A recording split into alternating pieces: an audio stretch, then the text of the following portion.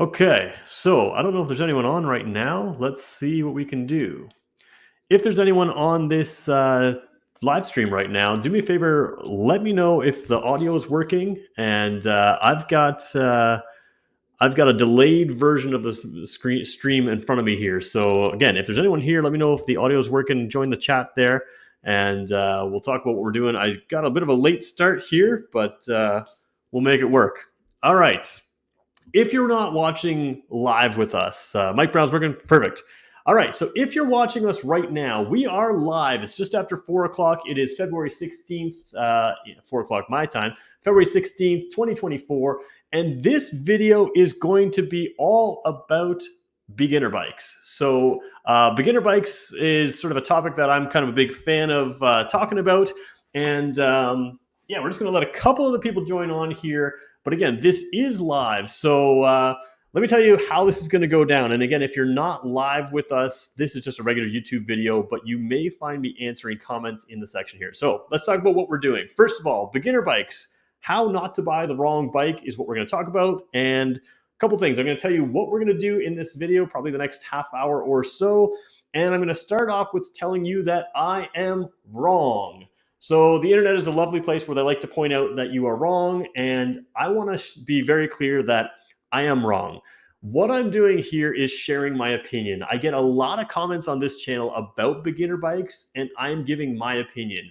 I think that my opinion has some value to some people. It's not going to be perfect for everyone. And you're going to share your opinions and you're going to tell me that I'm wrong. And that's fine. My opinions might be different than your opinions.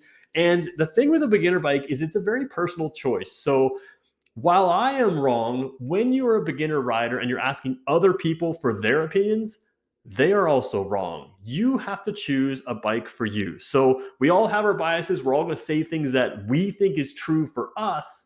What I'm going to try to do is take a little different approach and try to say things that I think will be true for you. But I'm coming from a place where I am very biased. So that's what we're doing here. So only you can determine the best bike for you. And that's what I'm going to try to help you do. Really briefly, now we've got a couple people on here. We're going to jump in and I'm just going to explain the technology and then I'm going to run through exactly what you're going to see in this video so you can decide if we're sticking around for or not. First thing, technology, what we're doing right now is you can see me right over there. You can also see me right over here. I'm sort of a beta tester for a company that has not brought out all of their technology yet.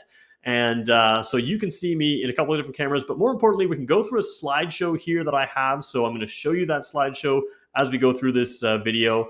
And if we have to hop on the internet, we can do that as well. So there is some technology here. The other thing you need to know about comments, your comments are coming through to me. I can see a couple people on there, but those comments are delayed between when you write them and when I see them. So the best way for me to take care of those is occasionally you may find me jumping to your comments and answering your comments, but it might take some time.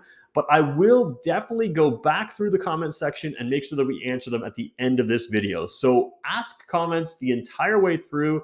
If you're watching live with us, and if you're not watching live with us, drop it in the comments below. And do me a favor, if this works, and again, I don't expect a ton of people on right now, but I used to run a big channel with a whole bunch of live videos. If this is helpful to you and helpful to do live and you would want to join in live and get your comments back and forth, do me a favor, subscribe. Let me know in the comment section that you like these live videos. And if you don't like them, you don't have to let me know you don't like them. You'll just never come back. And that's cool too. All right, let's talk about what's going on in this video. First of all, what are we going to do in this video? We're going to help you find the best first bike for you. So again, I'm focusing on the first bike, but if you're a returning rider or even if you're an experienced rider, there's going to be some valid stuff in here, especially if you're a returning rider. There's going to be some valid information in there. But when I say stuff, it's going to focus on a new rider. So if I'm talking about sport bikes, don't assume I'm talking about the latest and greatest super sport bike because that may not be valid to what I'm saying. So we're going to focus on the finding the best bike for you. And there's going to do that in 5 points. 5? Yep, 5 points. We're going to talk very first about a massively overlooked variable. Everybody asks me in the comment section, should I buy this bike or should I buy that bike? Should I buy this or that? And nobody ever asks me about this massively overlooked variable. So number one, massively overlooked variable. Then we're going to talk pros and cons of different styles of bikes. We're going to talk about some gear that I think you should get. We're going to just briefly touch on insurance. It's a piece of the puzzle of getting a new bike. And then we're going to take your questions and go through some answers and that kind of thing. So, all right. So a couple people on here. Perfect. All right, so let's go through with the massively overlooked variable. But before we do that, I need to explain to you where I come from. So let's just have a little bit of fun, go down memory lane, and I am going to show you my very first motorcycle. So this is how I learned to ride a motorcycle. So what you're looking at right there on your screen is a Honda Elite 80 scooter. Now that bike was kind of unique because that 80 cc's made it a little quicker even back then than some of the current 50 cc's. So a lot of 50 cc's that I've been on go about 50 kilometers an hour. I'm Canadian, I'm going to speak kilometers an hour, so maybe about 30-ish kilometers an hour. This one went about 60, 65, even up to 70 at times. So it was a great get around town bike, but useless on a highway. So that's the scooter in the background. In the far left side is my actual first motorcycle. I didn't choose that style, but I'm super glad I had it. We're going to talk about that in a second. And then on the right is my dad's motorcycle at the same time that I had a first motorcycle. His was a 1978 Honda CB400. That was available with an automatic transmission, but his had a manual transmission. It had a big, ugly windscreen on the front that wasn't super effective, but it did take some air off. Big backrests on both of those. Kind of decent two-passenger bikes, but we're talking about an 80cc scooter, a 234cc first bike, and a 400cc bike. So all small bikes, especially by today's standards, and we'll have a little bit more fun. That is how cool I looked when I was 16 years old, heading out on a 7-hour highway trip on a 234cc motorcycle where I crossed international borders. And let's just say I'm pretty sure I was single back then because that was not a good look. But that's where I come from. And I have to say that this bike had its flaws. 234 cc's is not very good. It has drum brakes front and rear, so that's not very good either. It did have a cool aftermarket two-tone horn, though. I moved from that bike to this bike. This is not my actual bike. I found this on the internet, so whoever listed this bike for sale, I'm sorry I've stolen your photo. But this is the Ninja 500R, not to be confused with the modern day, just introduced 2024 Ninja 500. And this was kind of my perfect setup. So you went from scooter to this motorcycle to this sport bike. And I can tell you right now that for me, that was such a great setup for me to end up with sort of a balanced view of motorcycles. And of course, today, just so you guys know, I do drive this motorcycle here, Kawasaki Z900 RS, the SE model. I love the brakes. I love the suspension. I love the comfort. I love the versatility. And I kind of love the style. All right, so that's kind of my history. Let's talk about sort of the massively overlooked thing. The massively overlooked thing that new riders don't ask about and I think aren't considering is versatility and practicality. So remember back to my very first bike. Like I said, I was going on a 7-hour highway trip. That bike had luggage, had comfort, and when you're a new rider, you don't know what kind of riding you're going to enjoy. So a lot of people buy new bikes because they find it a certain style, or they want a low seat height, or they want low weight, or they want not too much power, or they think that certain bikes are too slow, so they want more power. Just remember that no bike can do everything. So not just if you're a new rider, but if you're any rider, you have to decide what you want. My big battle right now is I love my Z900 RS SE. It's a sport bike with upright seating position, great that way. But it's not an adventure bike. It doesn't have wind protection. It doesn't have things like a quick shifter that some of them have. It doesn't have the ability to go down gravel and dirt roads comfortably and safely and kind of go down some trails and that kind of thing. So you always have to make a decision when you're buying a bike of what you're going to leave out. If you choose the right first bike, this will not be your last bike. So really remember that.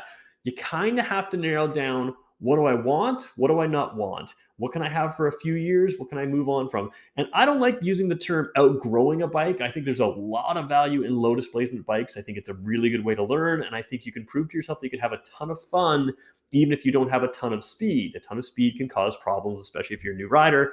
But that doesn't mean you can't get a speedy, zippy bike. We'll talk about that as we go through some of the bikes. So versatility and practicality are really big things to look out, because let's say you like the look of a sport bike and you find that you just don't have the ability to take your laptop to class, or go around, do your running around the grocery store because you haven't got lockable bags, right?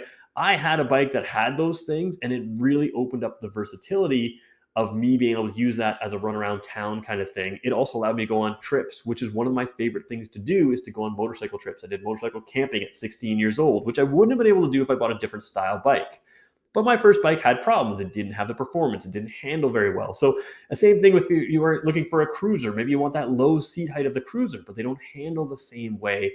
So there's lots of things to consider. But if you're looking at two bikes and one is more versatile, everything else being equal, go with the versatile one. Go with the one that you're going to be out on the road more with, whether that means extra wind protection, whether that means extra luggage carrying, whether that means extra comfort.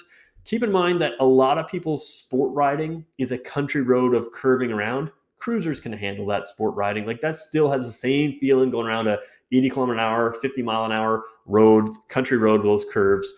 You don't need a great handling bike to feel that, but there are limitations. So when in doubt, go for versatility and go for practicality, because while you may think you want a style, what you're probably going to fall in love with motorcycling is a certain type of riding. So that's that. All right.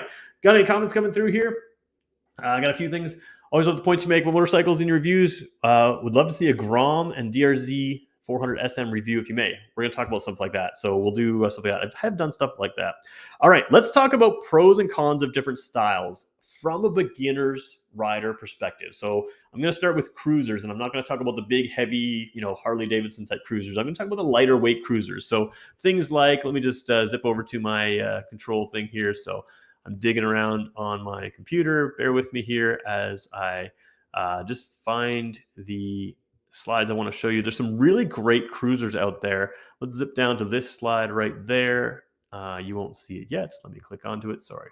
All right. So what you're looking at right now is the brand new Kawasaki Eliminator and the Kawasaki Vulcan. So a 450 and 650 bike, a little different style of cruisers, but there's some great cruisers out there. So when you're thinking about a cruiser, I want you to remember what cruisers do well. Cruisers are very comfortable. They have approachable power. So sport bikes can have a peaky power band. Cruisers tend to have a bit of torque. Now that can change a little bit because the Eliminator I just showed you has the Ninja 400 engine, but it's still approachable power, especially in that beginner bike class. Reasonable power things. So don't get a massive cruiser to start would be my suggestion. You're able to accessorize cruisers. So you can add wind protection. It's very easy to do that. You can add luggage to those. Almost all cruisers will have some factory option for luggage. And if they don't, they're going to have a lot of aftermarket options that really fit logically on there. And that, again, allows you to zip to the store, allows you to go to work with a few extra things, allows you to do that weekend trip, even just do something silly like take a water bottle around. Where do you put that on a sport bike, right? You can't always do that. So having some luggage on a cruiser, those are huge advantages to a cruiser style. And although I'm still not a cruiser guy myself, I love that my first bike was a cruiser because it gave me that versatility and it really kind of opened up the motorcycling world, allowed me to do all of that stuff, run around town. Now, what are cruisers not good at? They don't have good handling, not compared to other bikes. Now, I say that, and there are exceptions. Something like the Eliminator, the Vulcan, pretty good handling bikes for what they are, certainly beyond your ability as a new rider, beyond a lot of people's ability. And if you're just doing country roads, it's probably good enough handling. My cruiser that I had was a very small bike. Even just going from like a stoplight, gassing around the corner, when I'd have to reach down to get under the shifter to shift up, my toe could scrape, my toe peg or my foot peg could scrape. It was very low to the ground, and it just kind of had limited angles of turning. The tires themselves often aren't the same as something like a sport bike or other classes of bikes that we'll talk about here. And that can kind of limit the handling, which means that if you are like me and you kind of enjoy going around some quicker corners, even slower speed quicker corners, which is something I learned on my Ninja 500, my second bike, or third if you want to include the scooter before that. Some of that type of riding I didn't unlock until I moved from that cruiser into a more sporty bike. So handling's not as good, and sometimes the brakes aren't as good. Some cruisers are heavy. Sometimes they only put a single disc on the front left or right side, where other bikes in that same insurance class, same weight class, will have dual brakes in the front. Just things to consider. For most of us, it's going to be fine. I do recommend trying to get ABS if you can get it. So that's a cruiser. Next thing I'm going to do is talk about sport and naked bikes. So let's just jump over again. Let me just bear with me as we look over here. I've got a lot of slides here, but I didn't really put them in order. I just wanted to have them ready just in case. So let me go back and we'll talk sport and naked bikes. Where are we going here? We got some cool ones here. So let's throw up this picture right here. We'll just keep all of my thumbnails up there. You can see thumbnails on the side of stuff I'm going to use. But these are kind of, again, we're using some Kawasaki bikes. I've got a lot of Kawasaki pictures here. One thing I want to be clear about with sport and naked bikes is, what is a naked bike? So naked bike is something like this, the MTO3. Naked bike is basically a sport bike that doesn't have the same fairing. In the beginner class, they generally share exactly the same bodywork as you would have on, like for instance, Kawasaki. The Z400 is the same thing as a Ninja 400. The handlebars are slightly different. Seating position is very, very, very slightly different, but there's not a ton of difference between an entry-level sport bike and entry-level naked bike.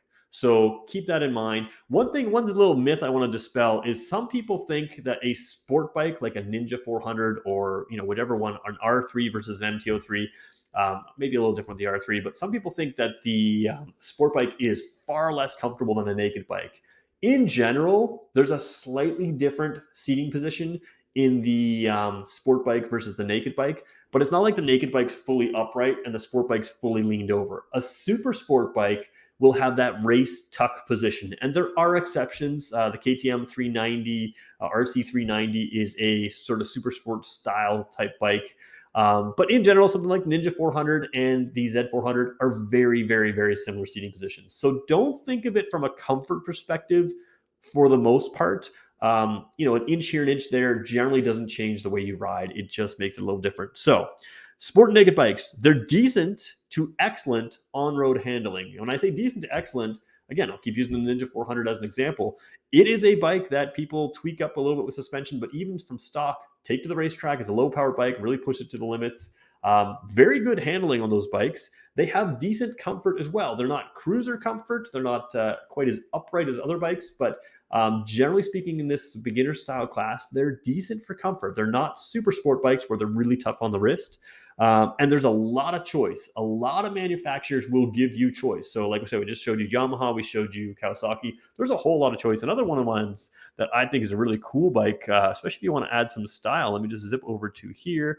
We'll show you that. This is the Husqvarna Vitpillen. This shares a KTM engine, but it's pretty stylish. It's just a really cool looking naked bike. And if you want style in your entry-level bike, that's not an expensive bike. I've done a review on that as well. Done all reviews on everything you're seeing here.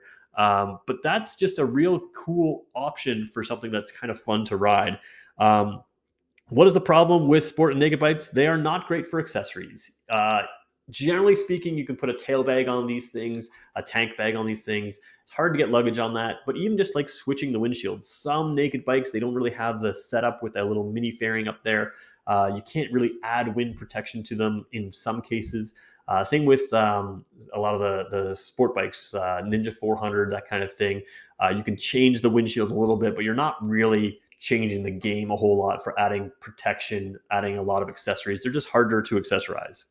All right, but great first bikes, great bikes to handle the fun of that kind of thing, to see what a decent handling bike is. And the one thing with beginner bikes, the lighter weight beginner bikes, there's something to be said about a lightweight vehicle in any class, whether it's cars, whether it's, I know a lot of people don't like the Mazda Miata. I used to review cars for a living.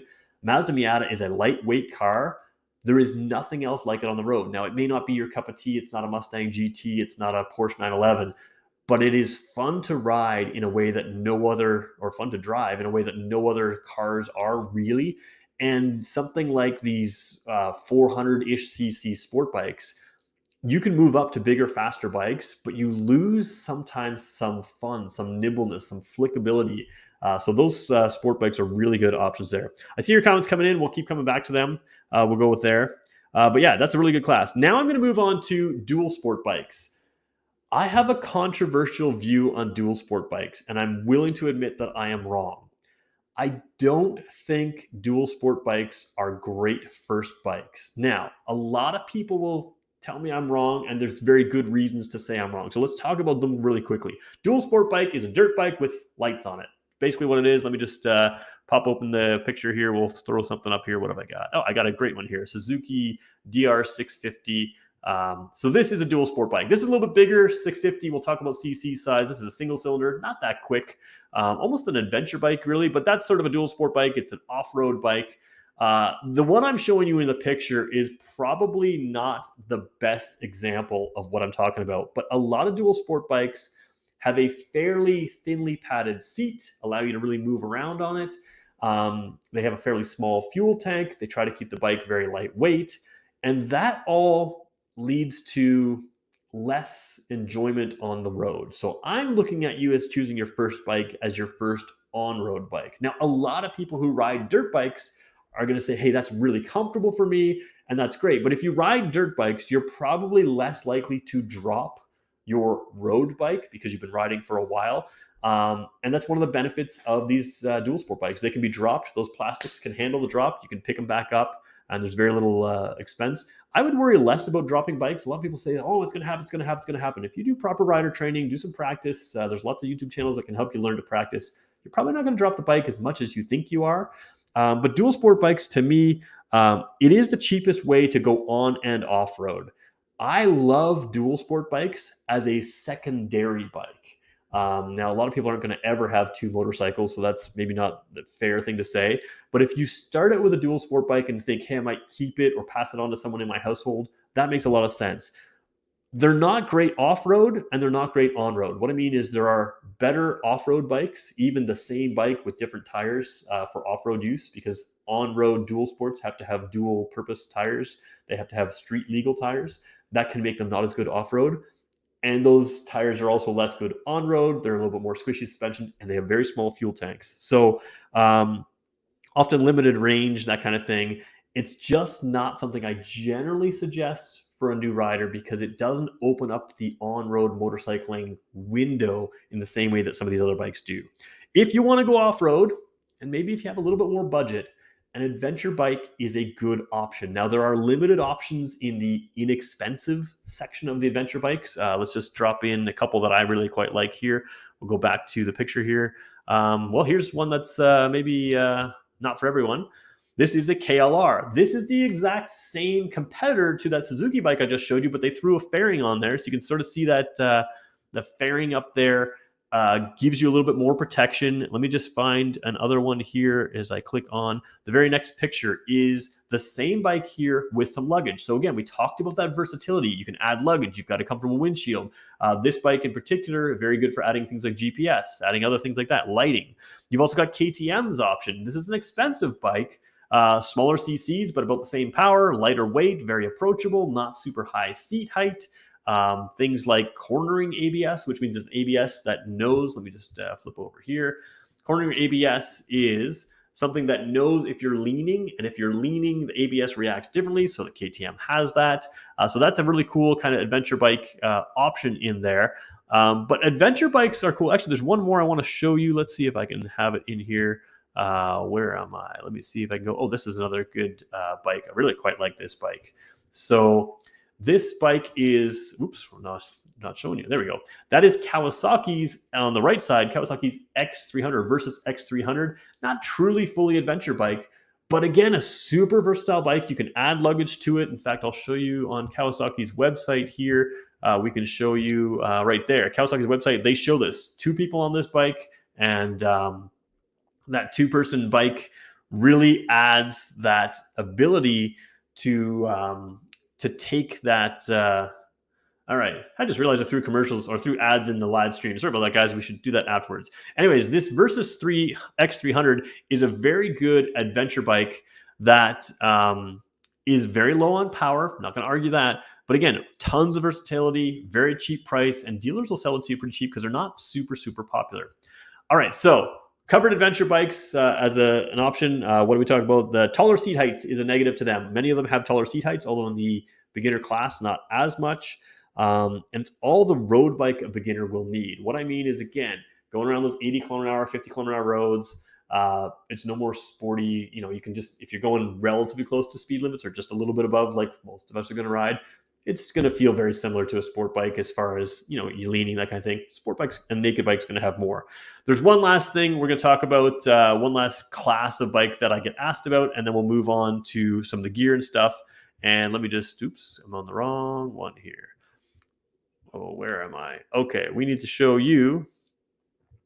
Oh boy, where is it? Let me just bring it me. I'm working on it here, guys. What I'm trying to do is find you a supermoto bike. This is a supermoto bike. We're going to show you right here. So supermoto bikes they used to be popular. They're less popular now, but people ask me about them a lot. Again, this is one of those things that I usually recommend as a secondary bike rather than a beginner bike. But because they are low CCs, they are low powered, or often sort of low CCs, they're fairly insurable. It's a dirt bike with street bike tires. They're an absolute riot to drive, to ride around on, but they do have limited use for the same reason that dirt bikes do. They're not great for long distance. They're not great for accessories, that kind of thing. But yeah, if you're thinking short term, drive it, learn it, be able to drop it, pick it up, supermotos are cool. All right, let's move on. And actually, let's just glance through the questions here. Somebody says, my videos are full of cool details. I appreciate that. Let me see if there's anything. Can I move through here? I guess there's not tons of comments that I have to worry about. We'll come back to that in a second. All right, moving on to gear. If you are a beginner, this is controversial when you're a new rider, and it's not something you want to hear, and it's not something I would have wanted to hear, but I'm going to tell you, buy your gear first. You always want the motorcycle, but the problem is once you get the motorcycle, and if you look back to the first picture that I had of me riding, this was an example of what happens when you don't buy the gear first. You end up wearing a really nerdy windbreaker, really bad jacket. You end up buying really cheap red gloves. The red ones were half the price because it was cheap. And you end up wearing shoes that aren't really that good. So I want to talk about buying the gear first. Obviously, buy a helmet. I don't care what your laws are. You're a new rider. Wear the helmet. I'm not going to back off from that opinion. You can tell me I'm wrong. Wear a helmet. Also, I really recommend getting a jacket. Don't expect to go down at speed. I'm not the kind of person who says buy the best jacket you can afford, that kind of thing. Just buy a jacket. Buy a proper jacket. It'll give you a little bit of padding. It'll give you a little bit of abrasion resistance. Get used to wearing it. There's lots of options with good ventilation, good wind protection. Even on the hottest summer days, I have a good jacket I can wear which has ventilation. They're not super expensive, but they're not super cheap. Buy a jacket, because if you go down, you don't want to miss weeks and weeks and weeks of work because you have road rash or something like that. So get a helmet, get a jacket, get gloves, get boots or shoes. Boots or shoes I'm willing to flex on. I know at rider training stuff they're not willing to flex on, and I'm probably telling me I'm wrong. But part of the reason boots and shoes, just generally speaking, for getting your safety, you're shifting with your bike and stuff like that. You can wear out the toes of your shoes doing that. So if you get something riding specific, a little bit tougher, like if you're going to wear different shoes anyways to ride so you don't wear out that, then you might as well get something that has a little bit of safety in there. Don't spend a ton of money. Just make sure it's somewhat comfortable. You're going to move through your gear the same way you probably will move through a bike, but buy something that you're comfortable for a while and works. But do that. If you can afford more, buy more. In other words, if you can afford a little bit extra gear, buy a little bit extra gear, buy a little bit better jacket, buy a little bit better stuff. Helmets are good too. Buy something comfortable, but if you have a little bit more money, sometimes getting something a little quieter can help. Earplugs are a good idea, that kind of thing. And then spend what you need to, but don't overspend. A lot of people will say you can't spend too much money on a helmet. You can't spend too much money on safety type stuff. I'm not of that opinion. I mean, I get it. Like, you should wear good quality helmets and that kind of thing, but buy something that's approved. Sometimes the extra helmets are just a little bit lighter, or they have cooler graphics, or they're a better brand name. Generally, if it's a proper safety rating, not just a DOT, but higher than that safety ratings, you're looking at a decent helmet, and it's probably going to do enough for you if there's something goes wrong. Some says earplugs. Oh yeah, don't say. He said rear plugs are awesome. He says, I mean earplugs. Earplugs it is. All right. I don't know if we're joking around or being serious there. All right. Finally, insurance. This is one of the things that people don't understand, and even I didn't understand. Now, this is 20 plus years ago, more than that, a lot of years ago, nearly 30 years ago when I was starting to ride. Even bikes in the same CC class, like let's just go 250 cc's when I was looking. In some areas, there's a restricted list. Some people call it a blacklist. Other people call it various things, where the insurance doubles or triples for certain bikes on that list. be aware that sometimes certain sport bikes or certain other bikes can be on that blacklist and be significantly more expensive. So sometimes people come in, I'm going to buy that bike because I won't have to buy another bike again. And they find out that, well, the insurance is unreasonable. And here's a good example. The Ninja 1000 is basically the same price and it's a touring bike. It's not a super sport bike. It's kind of a sport touring bike. But the Ninja 1000 is basically the same price as the bike I have, which is the Z900 RS. Both Kawasaki's, both nearly a liter of engine displacement. One's just a hair over, just a hair under. But the Ninja 1000 is on a restricted list. Now, I'm not going to drive a Ninja 1000 any different than I drive my 100 plus horsepower Kawasaki four-cylinder that I have. But the one I drive is significantly cheaper to insure. So have an understanding of insurance rates, because even within that smaller bike class, there can be some variance. Sometimes things are very similar, but there can be some variance, so be aware of that. And it just makes it harder because sometimes you do a deal based on insurance and you find out all your insurance is done. Have quotes before you buy. Take a rider safety course. I don't care who you are, take the course. Generally speaking, the cost of the course is paid for by the savings in insurance. Sometimes you kind of need it for licensing stuff like that, but just take a course. You learn a few things there that you probably didn't think about. I guarantee even if I was to take a course right now, I'd be brushing up on skills that, let's be honest, I'm probably not going to brush up anyways, but do that for insurance. So that's kind of my presentation. So what I want to do is I want to do more live videos in the future. We'll see. We've got a few comments in here. If you have questions about anything I've said or anything to do with this video, or even just like beginner bike type questions, go ahead and ask them now. What is it, about 4:36? We've been on probably about a half an hour or so. Let's go through a couple things. Somebody says, full face armor jacket. I got it before my first bike, felt safer. Yeah, I'm a fan of full face helmets, especially for new riders. You can always decide if you want something different. But get a full face helmet. If you don't get the tinted screen because you want to save money, they generally come with a clean screen. Most helmets will fit sunglasses in there, so you have that option. I'm still doing that because I'm too cheap to buy a tinted screen right now, even though I want one. Somebody says insurance is affordable in Alberta, Canada. Yeah, insurance is affordable in a lot of places, but sometimes it's not. So somebody says many higher CC bikes are expensive as basic car these days. Yeah, again, we're looking at more or less stuff. All right, let me just see at the top here. Beginner bikes have training wheels. You buy a beginner bike, it may be your first bike. If you can't keep upright, then you should return a pedal bike with training wheels. Okay, so no more blah, blah, blah. Totally disagree. One thing I want to talk about with beginner bikes, spend less time worrying about the weight. I always get asked about the weight of a bike. And this is a little bit unfair, but let's say it's 325 pounds or it's 395 pounds. That's a lot of weight. Like those are lightweight for motorcycles, but it's a lot of weight. Like there's a point where you lean it over, you're not picking it up easily anyways. There is definitely a difference in a confidence inspiring feel to a little bit lighter bike, but don't buy a bike purely on weight. And the other thing that drives me nuts is people are always asking me about seat heights because they've looked on the website and one is an inch taller. Seat heights are very misleading. As someone who sits on hundreds of bikes every year, the seat height is not just the height, but it's the width of the seat. So a manufacturer will make a low seat height, but it's really wide, and it's deceptively feels like it's a taller bike. So when you're seeing the specs and you say, oh, that bike's too tall because it's 2 inches taller, keep in mind that some of them have a narrowed down front area where when you stand on that bike, your legs are exactly up and down. So worry a little bit less about seat height. If you're going off-road on an adventure bike, yeah, you're going to be stopping on uneven ground. That makes a difference. But if you're staying on road, the ground is often pretty level. There's not a whole lot of things when you come to a stop sign. So an inch or two isn't going to make as big of a difference. Once you've ridden for a week and a half on that bike, you'll probably get comfortable with it. That being said, if you are uncomfortable on a bike that feels way too tall, then yeah, consider your options. But if it's a little bit taller, a little bit lower, generally people get used to that kind of stuff. So, all right, what are we going down? I'm going to go down the bottom here and work my way up. Something about the dealership.